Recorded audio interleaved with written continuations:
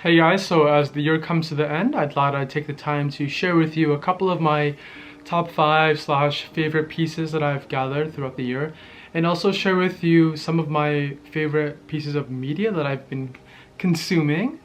This video is going to be very casual. I don't have anything to read off of. I'm just going off the top of my mind, so without further ado, let us begin. Well, first off, this is going to be a piece that I was very skeptical on getting because I've read so many reviews and the YouTubers I was really like looking up to and following at the time, such as Stevie Sell and Daniel Simmons, had very high praise for these pants. And these are the Cole Buxton warm-up sweatpants over here. And I am actually super happy that I purchased them because they are more of an investment piece over time.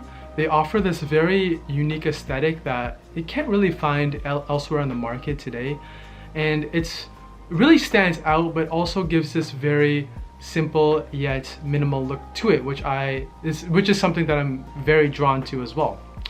I would say that these pants are worth it in the long term, as they are mainly suited for colder seasons. So I'm very happy I can wear them in the fall and the winter season.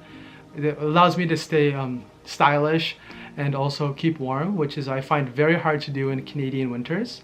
So yeah, the Cole Buxton sweatpants, number 1 on the list. So for number 2, we have over here this Uniqlo U Fall Winter 2020 oversized coat, and my goodness, I thought that like overcoats should be fitted towards your body and, you know, very slim, keep that very maintained, tailored look. However, sizing up is probably one of the best decisions I've been doing in this entire year, going for that more relaxed, comfortable vibe as opposed to what I wore before, which is more, you know, slim, very maintained, very clean looking, you know, all that stuff.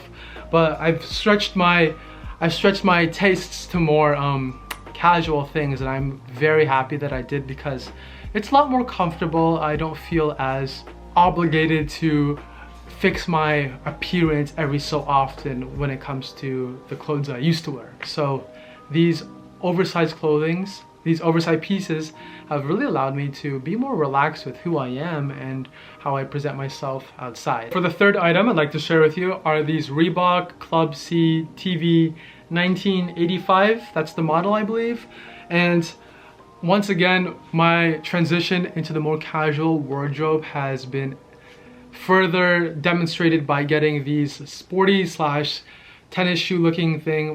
Not really tennis shoe, but more of a casual sporty shoe. Actually, not even sporty. These are just like casual lifestyle shoes, to be honest with you. They're a lot more comfortable than I thought. My comfort was only limited to Common Projects and Dr. Martin 1461s, which are killers on the feet. So picking this up and having this on feet was like bliss towards my entire body mechanics and overall comfort when it comes to walking. So this next piece is the Saint Laurent Teddy jacket. It's fake, it's a replica, so I'm not gonna lie to you guys, this is a replica over here. I can never afford something like this. I got it for a very generous price, and I must say that I'm very surprised with how authentic it looks and how it feels. It's a little bit wider on me and a bit oversized, however, I really don't mind. That just allows me to wear it with more thicker pieces underneath and kind of compensate for a very, very slim tailored look. For the final piece I'd like to share with you is going to be these YSL Jodhpur boots. If you've been watching my videos, you already know that I'm a sucker for Chelsea style boots. This is probably the grail in my wardrobe, something that I will never let go of, something that I'm going to be fucking buried in when I die and all that shit, you know. Just I'll always have these on my feet when it comes to dressing up or wanting to look very elegant or stylish or whatever. I always wear these with my slim denim and also my YSL Teddy jacket. They're just a combo that I automatically go for, and I am very, very excited to have these in my wardrobe. Once again, shout out to my good friend for giving them to me on the low price. Can't thank you enough. And look how beat up these are. My goodness. It's actually pretty disgusting. Whoa, sorry about that. My goodness, look how beat up that is. But I will still wear it regardless. Let me fix that. I will still wear it regardless. So yeah, these are my top items. So now we'll move on to music and media. So the first song I'd like to share with you guys is from a Vietnamese artist called Min. And I recently found her just about like a month ago, and I am fucking blown away by her visuals, her aesthetic, her voice. It's absolutely just, I was in awe when I watched this one music video. Oh my goodness. I'll link it down below. It's so nice. I'd like to share with you one of her songs that is my personal favorite. It's called Headlong Into Love. Hope you enjoy.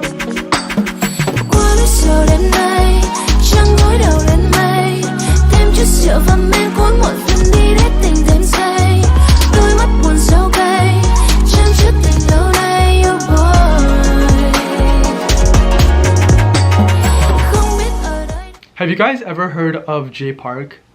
I used to fucking hate Jay Park. I don't know, something about his music about like 6-7 years ago I just did not like. However, in the past recent years I've become a huge fan of Jay Park and his label company, and I've been listening to his songs non-stop, especially his most recent one called Afternoon featuring Golden and I think it's PH1. Forgive me if I mispronounce or don't get the correct artist's name, but his songs have been such a good vibe lately, and it's such a nice summer song. So I'll allow you to hear it for yourself.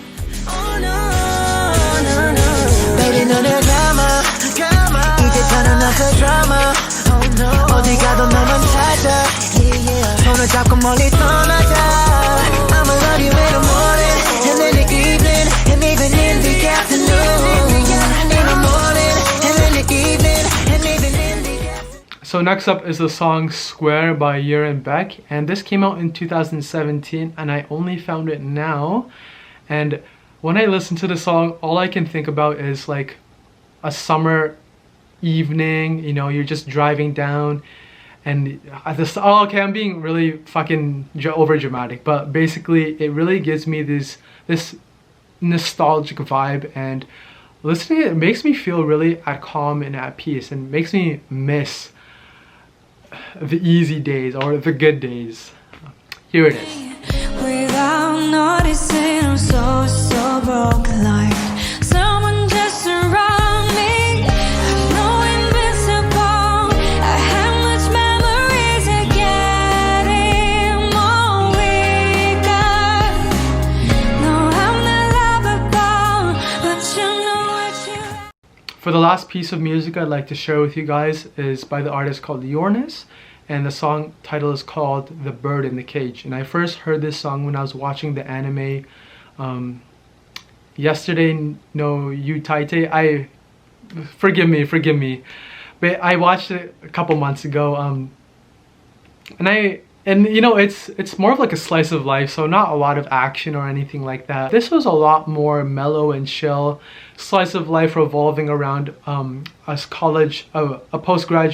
graduate college student who is having a hard time finding out what he wants to do with his life and how he's able to manage his relationships and his friends around him, and how he's feeling very left behind. And I thought that was extremely relatable because someone in my age group could really resonate with how that character is feeling.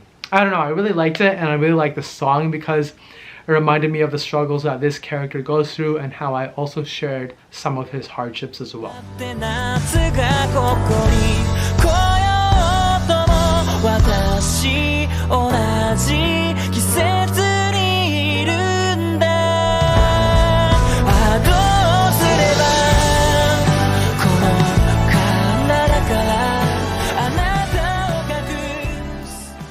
Holy shit, I've seen so many good movies this year and so many shows as well. I didn't think I'd be watching shows. I'm more of a movie guy. The best show I've watched in 2020, if not my entire, like, in my entire existence, the best live action show I've watched is called Dark. It's about this, oh my god, I can't get into any details because it is a massive spoiler, and You just have to watch it. It's so cerebral, you know, it makes you think a lot.